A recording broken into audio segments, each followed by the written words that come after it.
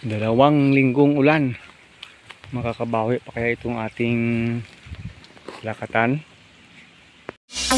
Pero bago po natin pag-usapan yan, kung bago ka pa lang sa channel ko, paki-like naman po, comment, share, and subscribe. At huwag kalimutang i-hit ang ating button bell para ma-notify po kayo sa ating mga bagong upload. Isang magandang araw mga ka-agri.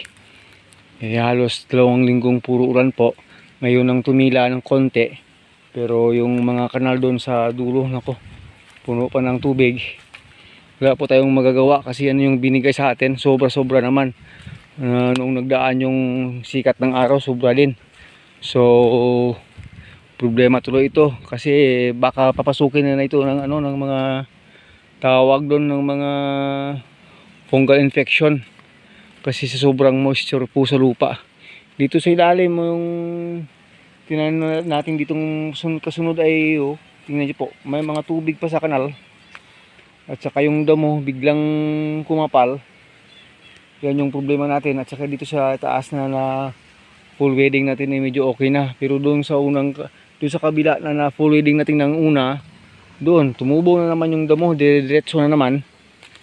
Nako, dahil sa 2 linggong walang humpay na ulan na ng ulan dahil sa mga bagyong nagdaan. Daming bagyong nagdaan sa loob ng 1 linggo, halos 3 bagyo ang dumadaan. So ito ngayon yung update natin dito sa ating lakatan. Kahit na ito yung napakalago dati, umiba na naman yung itsura dahil po sa sobrang ulan. Sana po ay bukas magkakaroon na tayo ng sunshine. Kulang na po talaga kasi sa sunshine. At dun sa kabila banda na grabe lubog dun sa tubig, parang hindi na makaahon hindi na hinga sa sobrang moisture sa lupa. Kahit nga dito sa may area nito na may mga kanal-kanal, yung tubig dire-diretso pa din grabe So yan yung problema natin sa pagsasaka mga ka-agri. Maliban na lang dito sa mga nauna na mga malalaki na ito, malakas na nito resistensya kasi marami na yung roots papunta sa taas. Kahit nang yung ibang unang roots na hindi makahinga dahil sa tubig sa ilalim, at least marami na yung roots papakyat kaya makakahinga pa rin, saka makapaghanap pa rin ng oxygen sa taas banda. So pero yung iba na maliliit pa, nako, parang nasuffocate din sila ng tubig. Kaya dun sa dulo banda yung mga replant dyan, hirap makatawag dun, maka-recover. May tinamaan pa ngayon dito dati na ng banchitap na binunot na natin yata sa kabila.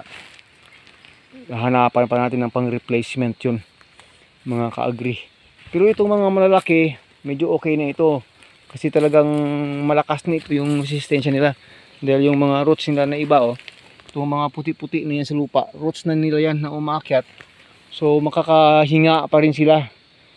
Pero sana dire-diretso nang magkaroon tayo ng sikat ng araw para makabawi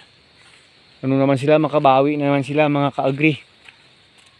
Sa mga maliliit, kaya itong mga replant, kaya po ito replant po yan, imbis na makakabawi yan, ayan, na stress na naman yan sa sobrang tubig. Kasi ang sobrang tubig po sa paglalakatan ay stressful rin sa kanila. Kasi nga po yung katawan ng ating lakatan puro na rin tubig kasi laman ng puno at sanga niyan at dahon. So therefore pag sumusobra na talaga, hindi na kailangan, ayan, nagkakasakit. Kahit naman siguro sa anong klase ng tanim, kung sobrang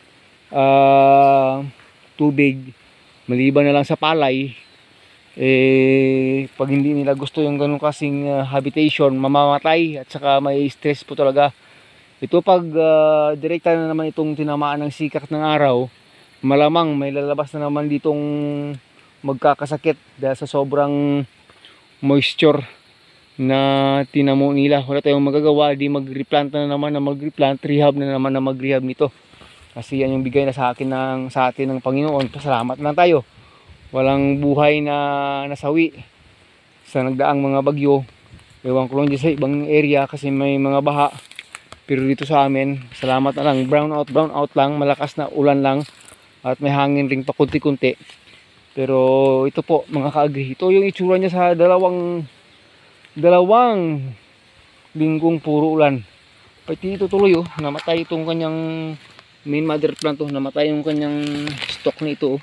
Sa palagay ko sa may tama yan ang kagat ng ano, ng uod at saka masubra na rin ng tubig kaya na ano yan, nadiki yan. Buti na lang may next follower nito. Tingnan natin kung anong mangyayari diyan sunod. Pero palagay ko mamamatay yung main niyang ano main niyang puno So yun po mga ka-agri, ito po ang update natin dito sa ating lakatan na maliit lang pagkatapos po ng 2 linggong ulan. Napaka ano ng itsura, tawag dun. Makikita mo talagang stress yung itsura, stress. Kung sa tao pa parang walang tulog. Yun po yung mukha ng ating itsura ng ating tanim dito dahil sa sobrang ulan. Mabuti itong mga matataas nito, may palabas silang mga ugat-ugat sa lupa na puti, yan hindi yan masyadong tatamaan. Pero sa mga maliliit pa, nako grabe yung tama ng stress dahil sa sobrang tubig. Mga langga, mga ka-farm, sana ba yung tinamaan dati kinuha na natin yun, dapat kasi ma-replace yun. Magre-replant na naman tayo dito sa mga maliliit at na hindi kinaya yung hamon ng panahon kasi tubig grabe oh. Kandal natin dito parang nang may bukal ng tubig ng iba Dati kasi itong palayan at basakan po ito. Kaya ito kahit na mayroong kanal, may malalim tayong kanal doon, nag-i-stay yung ibang tubig sa kanal kasi sobra na kasi yung moisture, sobra na saturated yung lupa. Oh, tingnan nyo naman dito yung dati na replacement natin. Hindi na naka tubig Kung lagyan natin ng kanal palabas yung tubig, hindi naman basta-basta makakaon. Pero sana hindi na umuulan para na ano po yan dyan. Ito dito replacement kailangan dito. May tama na yung banshee top kaya kinuha na natin mga ka-agri. Yan po itsura. Hoping magkaroon tayo ng magandang panahon bukas hanggang weekend. Bukas po Biyernes na. Pang weekend na po talaga. Halos walang klase ngayong mga panahon ito ang mga bata dito sa amin. Walang klase, walang face to face dahil po sa baha dito, baha doon. Napakadelikado po sa mga bata, lalo na po yung mga bata namin na nakatira sa mga bundok-bundok. May mga dadaanan pang mga sapa or mga river. So yun ang nagiging pasya ng aming local government dito. Pati nga yung office munisipyo mismo nung mga 2 days ago parang sinuspended yata ni Mayor dahil sa sobrang tama ng ulan talaga. Siyempre sino ba namang taong pupunta pa doon sa munisipyo nangangailangan otherwise emergency, yun lang yung hindi tawag doon, hindi pinayagang magbakasyon.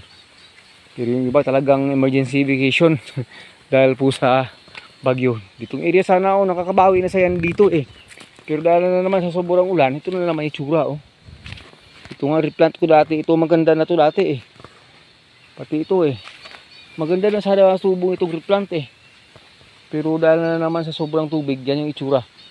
Pati dyan sa gilid, nako, mahihirapan ako makapag-recover dyan. Summertime na yan makaka-recover. Okay na lang dyan sa taas, pilapil area. Dyan makakabawi yan. So dati kasi kahit dyan okay pa naman pero ngayong taon po talagang hindi kinaya ng ating lakatan sa sobrang tagal na puro na lang po tubig, puro na lang po ulan. Ayan, pinasok na talaga ng fungus Ito po yung dahon sa ilalim, yan po.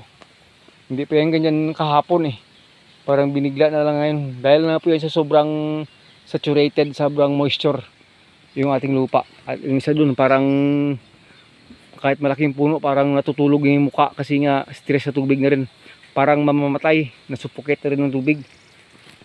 May lalim na nga yung kanal dyan sa gilid niya pero nako, yan po, marami na yung nagsilabasan ng mga suckers dyan sa gilid, followers. Tuloy na lang natin yan next week pag may time tayo kasi ngayon hindi pa pwede dahil palagi pa rin umulan mga ka-agri, mga kalakatan. Hanggang dito na lang po muna. Nag-update lang po tayo dito sa ating lakatan plantation pagkatapos po ng 2 weeks na puro ulan. Bye bye!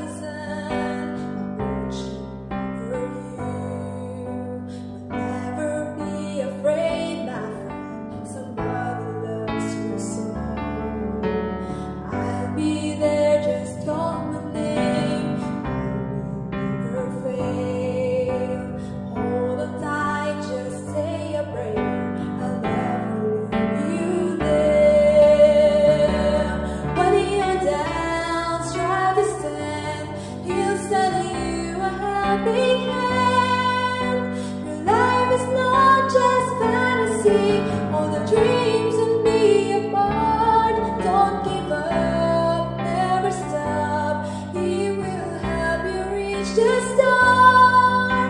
Though maybe you don't understand all the dreams and trust His heart. All the dreams and never let it go away. The very thing to you I can say. Dust yourself from falling, just go on, and you will see you and me together.